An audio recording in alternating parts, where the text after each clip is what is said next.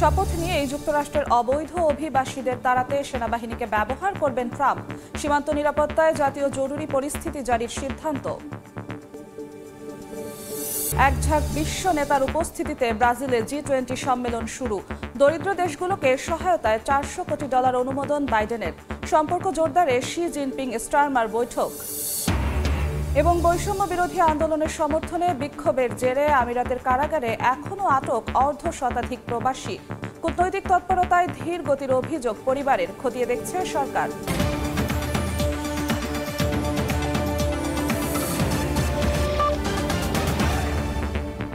আন্তর্জাতিক সময়ের সঙ্গে আছি আমি জিন্নাতারা যশোয়া। ডোনাল্ড ট্রাম্প মার্কিন প্রেসিডেন্ট নির্বাচিত হওয়ায় একের পর এক দুঃসংবাদ শুনছেন অবৈধ অভিবাসীরা। শপথ নেয়ার পর কাগজপত্রহীন অভিবাসীদের তাড়াতে সেনাবাহিনীকে ব্যবহার করবেন বলে সিদ্ধান্ত নিয়েছেন তিনি। একই সঙ্গে সীমান্ত নিরাপত্তায় জাতীয় জরুরি পরিস্থিতি জারির পরিকল্পনাও আছে নবনির্বাচিত মার্কিন প্রেসিডেন্টের। যুক্তরাষ্ট্র থেকে হাসানুজ্জামান সাকি জানাচ্ছেন বিস্তারিত। যুক্তরাষ্ট্রের মসনদে বসার পর দেশটি থেকে অবৈধ অভিবাসীদের বিতাড়িত করার পরিকল্পনা আগেই জানান নবনির্বাচিত মার্কিন প্রেসিডেন্ট ডোনাল্ড ট্রাম্প। সোমবার আরেকটি পরিকল্পনার কথা নিশ্চিত করেন তিনি। সেটি হলো সীমান্ত নিরাপত্তা নিয়ে জাতীয় জরুরি পরিস্থিতি জারি করবেন ট্রাম্প, আর অবৈধ অভিবাসীদের তাড়াতে সামরিক বাহিনীকে ব্যবহার করবেন তিনি।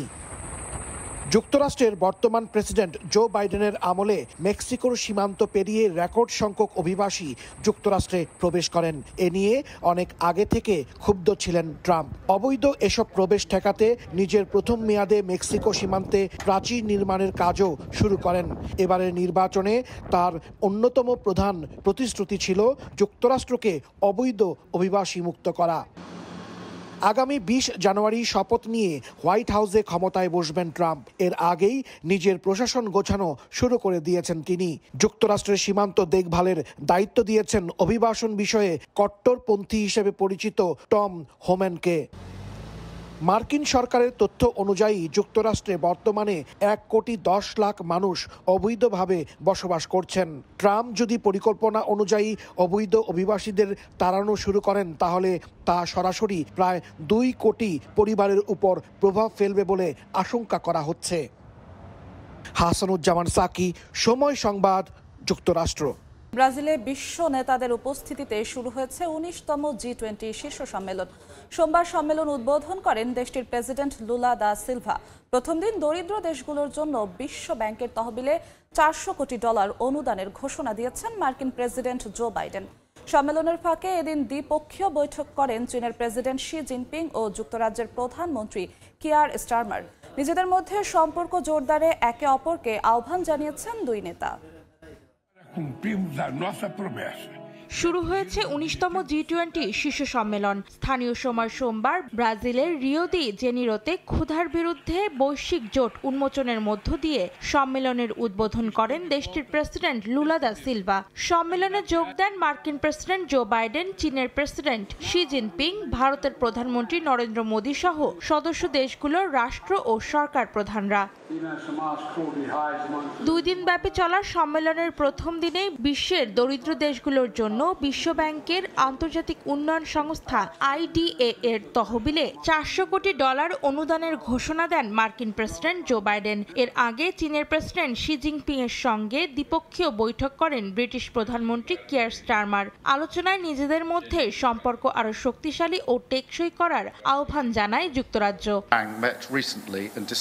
আমরা চাই আমাদের সম্পর্কগুলো ধারাবাহিক, টেকসই ও সম্মানজনক হোক, যেমনটা আমরা আলোচনায় সম্মত হয়েছি। যতটা সম্ভব ভুল ধারণা এড়িয়ে চলা উচিত, সংলাপকে শক্তিশালী করে বোঝাপড়া আরো জোরদার করা উচিত।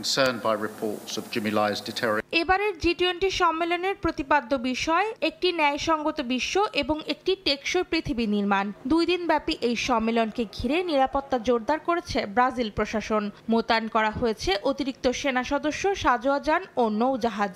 এছাড়া আগত অতিথিদের নিরাপত্তায় সীমিত করা হয়েছে যান চলাচল। অন্তরা সেন, সময় সংবাদ।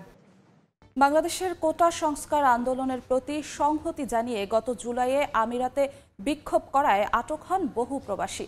তাদের মধ্যে 114 জন সাধারণ ক্ষমা পেয়ে দেশে ফিরলেও দেশটির কারাগারে এখনও আটকা আছেন অর্ধশতাধিক প্রবাসী।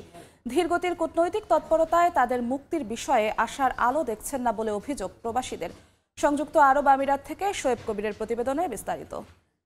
আমার সাইদ ভাই বেঁচে আছি মরি নাই, লেগেছে রে লেগেছে। বাংলাদেশের কোটা আন্দোলনকে সমর্থন জানিয়ে সামাজিক মাধ্যমে লেখালেখির কারণে সংযুক্ত আরব আমিরাতে প্রায় 2 মাস কারাবন্দী ছিলেন হাফেজ মোহাম্মদ। দেশে ফিরেছেন গেল মাসে। এখনো প্রেস ক্লাব সহ সচিবালয়ের দ্বারে দ্বারে ঘুরছেন আমিরাতের জেলে আটক অর্ধ শতাধিক প্রবাসীকে দেশে ফিরিয়ে আনার দাবিতে। প্রায় শতাধিক সেখানে আটক আছেন। আমরা প্রবাস কল্যাণ মন্ত্রণালয়ে তাদের মুক্তির জন্য একটু স্মারকলিপিও দিয়েছি। তো আমরা সরকারকে অনুরোধ জানাচ্ছি বাকি যারা আছে তাদেরকে যেন অতি সত্বর মুক্তির জন্য ব্যবস্থা করা হয়।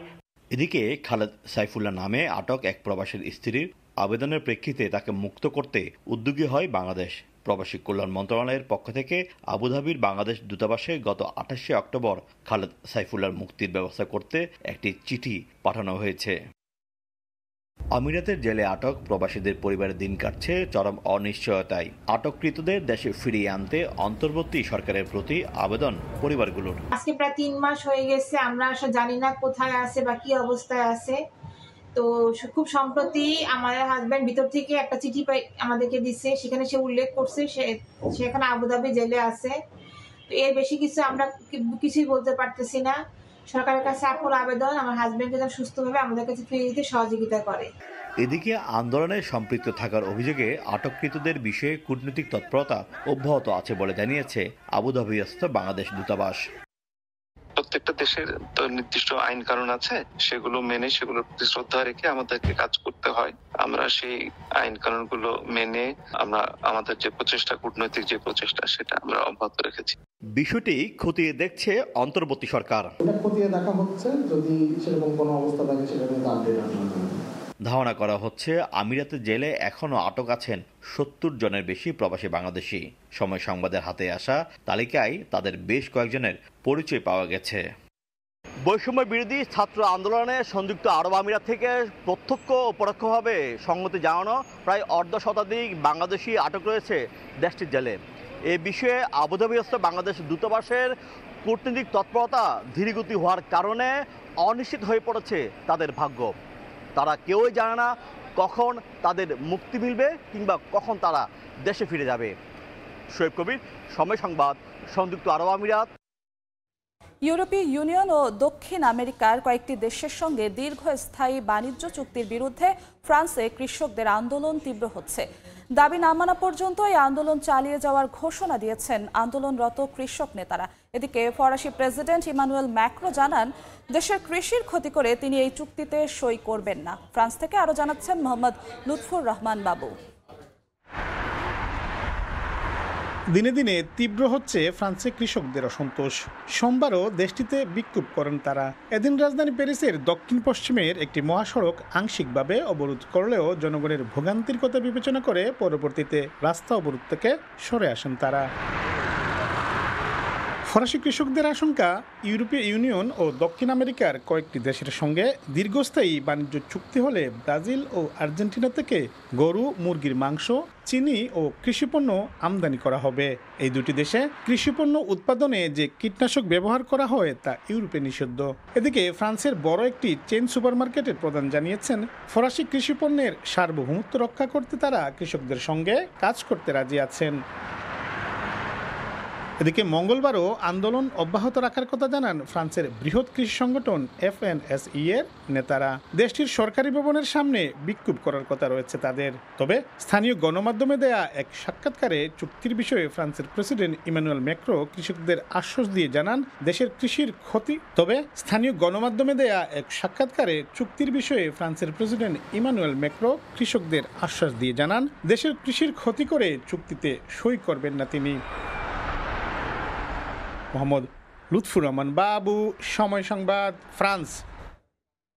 শ্রীলঙ্কার প্রধানমন্ত্রী হিসেবে হরিণী আমারাসুরিয়াকে পুনরায় নিয়োগ দিয়েছেন দেশটির প্রেসিডেন্ট অনুরা কুমারা দিশানায়েক।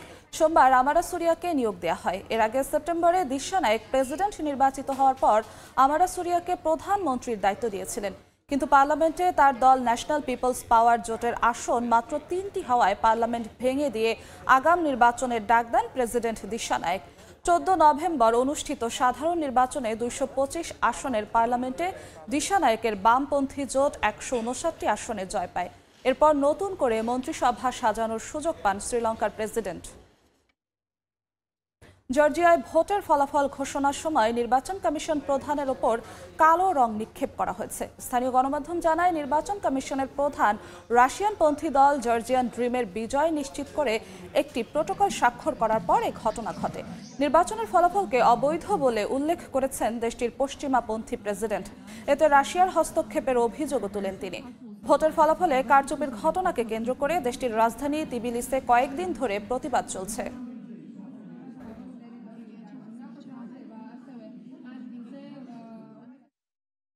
নতুন করে আবারও সামরিক শক্তি বাড়ানোর ঘোষণা দিলেন উত্তর কোরিয়ার সর্বোচ্চ নেতা কিম জং উন।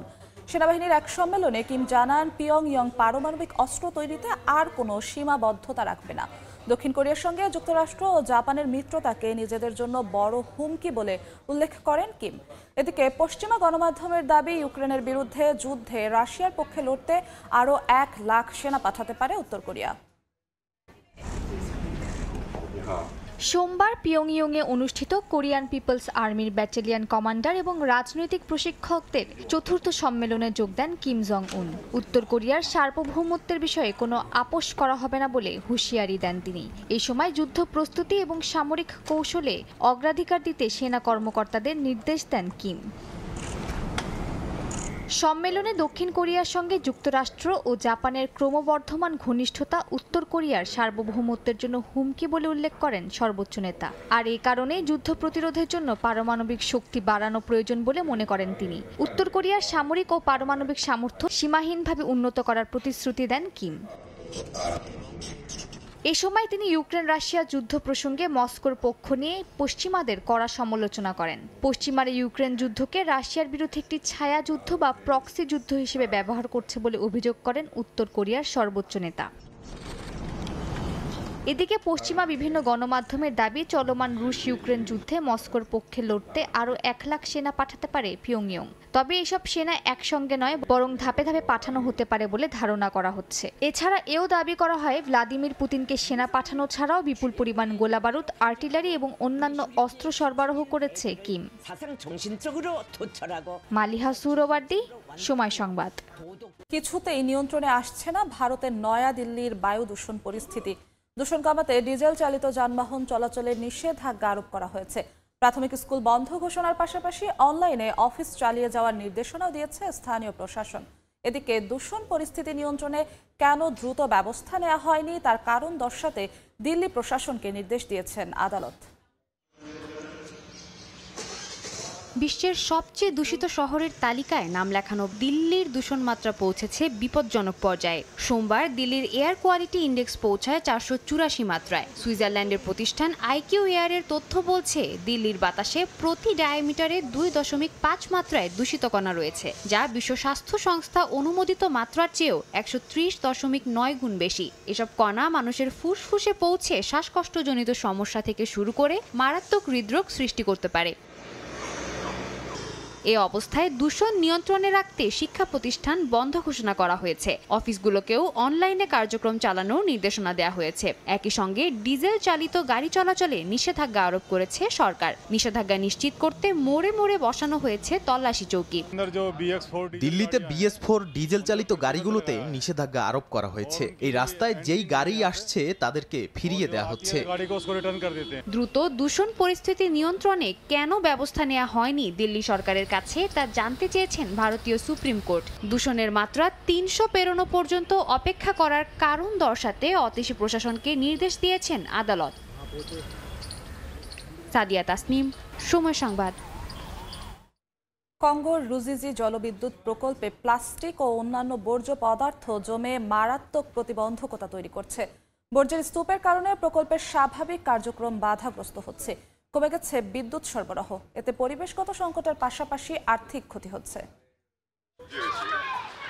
দূর থেকে দেখে মনে হবে যেন বিশাল আবর্জনার প্রলেপে ঢেকে গেছে হ্রদের পানি। পানির ওপরে ভাসছে হাজার হাজার প্লাস্টিক বোতল ও অন্যান্য বর্জ্য।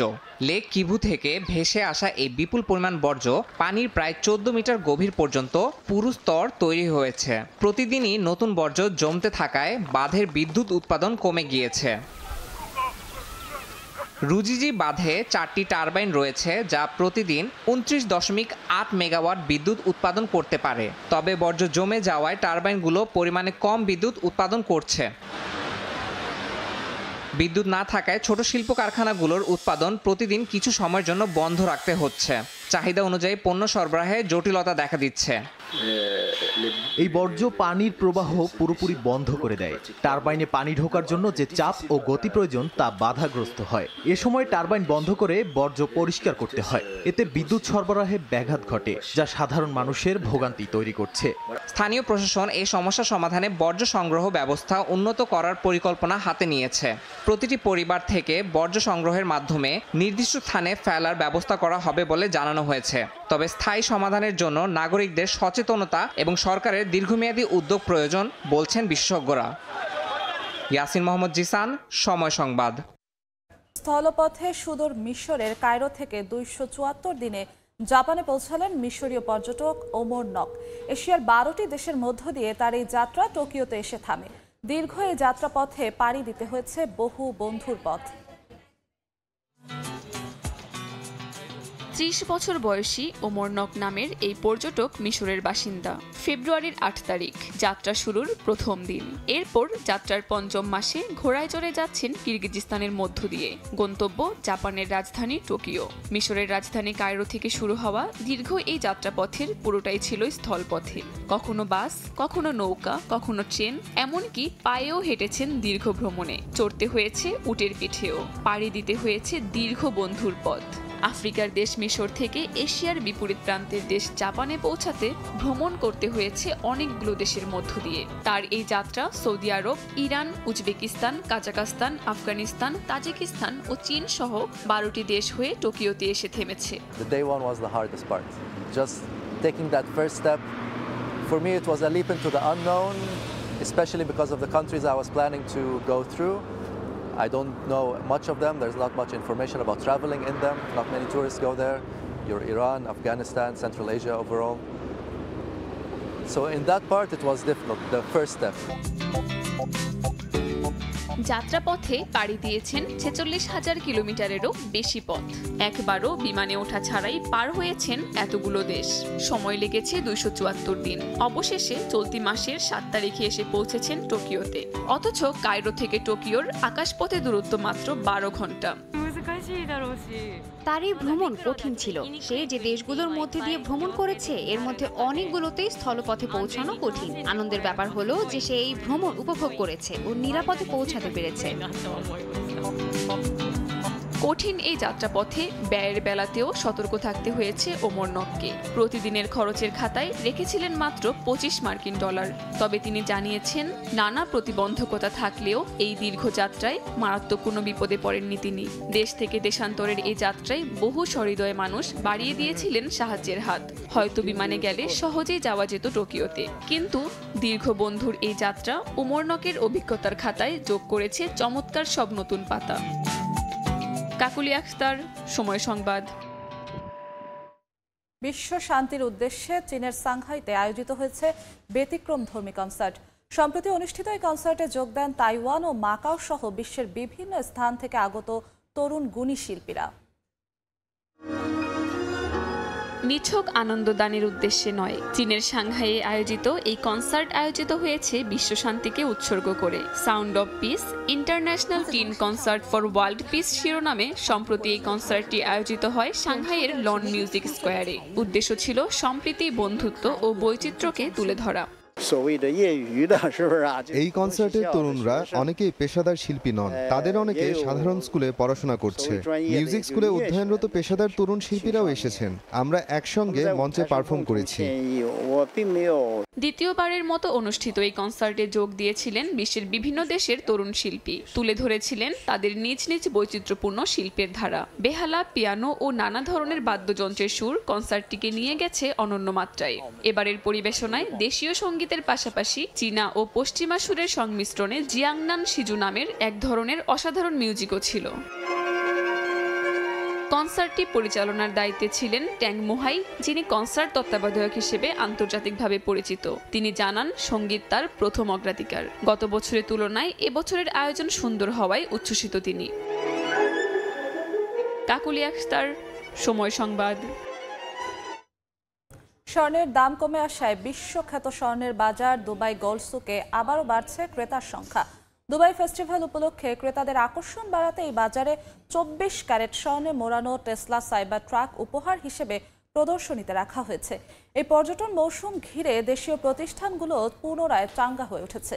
তবে ভ্রমণ ভিসা বন্ধ থাকায় বাংলাদেশি ক্রেতা হারিয়েছে বাজারটি। সংযুক্ত আরব আমিরাত থেকে বিস্তারিত শিবলি আল সাদিকের রিপোর্টে।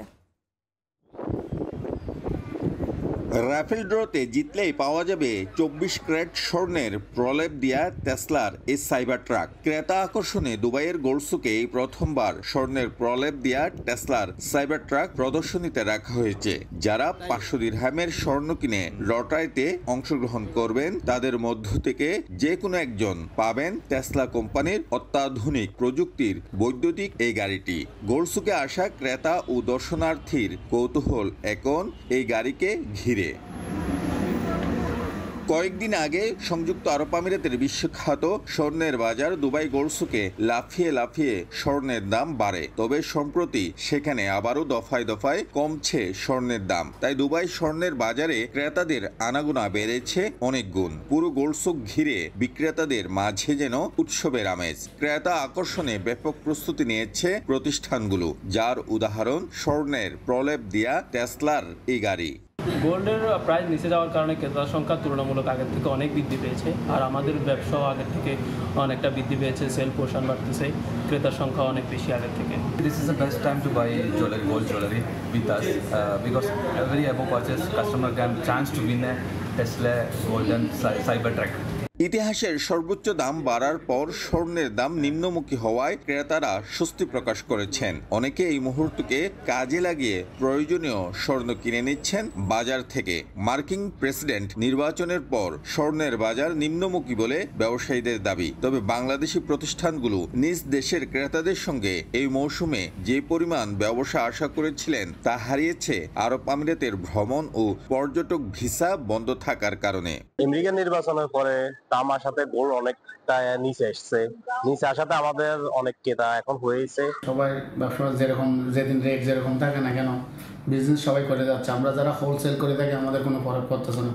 দুবাই গোল্ড সুকের বাংলাদেশি প্রতিষ্ঠানগুলো জানায়, বিগত সরকারের আমলে দেশের একটি বড় প্রতিষ্ঠান এককভাবে ব্যবসা করতে বাংলাদেশে স্বর্ণ আনা নেয় সরকারকে নীতিমালা প্রণয়ন করতে বাধ্য করে। এতে অনেক ক্ষুদ্র ব্যবসায়ী ক্ষতির সম্মুখীন হয়। তাই এই নীতিমালা প্রত্যাহার করে নতুন নীতিমালা প্রণয়নের মাধ্যমে ক্ষুদ্র ব্যবসায়ীদের বাঁচানোর জন্য বাংলাদেশের অন্তর্বর্তী সরকারের প্রতি আহ্বান জানান তারা।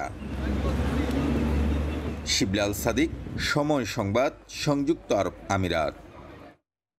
আন্তর্জাতিক সময়ের শীর্ষ সংবাদ জানিয়ে দিচ্ছি আরেকবার। শপথ নিয়ে যুক্তরাষ্ট্রের অবৈধ অভিবাসীদের তাড়াতে সেনাবাহিনীকে ব্যবহার করবেন ট্রাম্প। সীমান্ত নিরাপত্তায় জাতীয় জরুরি পরিস্থিতি জারির সিদ্ধান্ত। এবং এক ঝাঁক বিশ্ব নেতার উপস্থিতিতে ব্রাজিলে G20 সম্মেলন শুরু। দরিদ্র দেশগুলোকে সহায়তায় $400 কোটি অনুমোদন বাইডেনের। সম্পর্ক জোরদারে শি জিনপিং স্টারমার বৈঠক। এই ছিল আন্তর্জাতিক সময়। সঙ্গেই থাকুন সময়ের।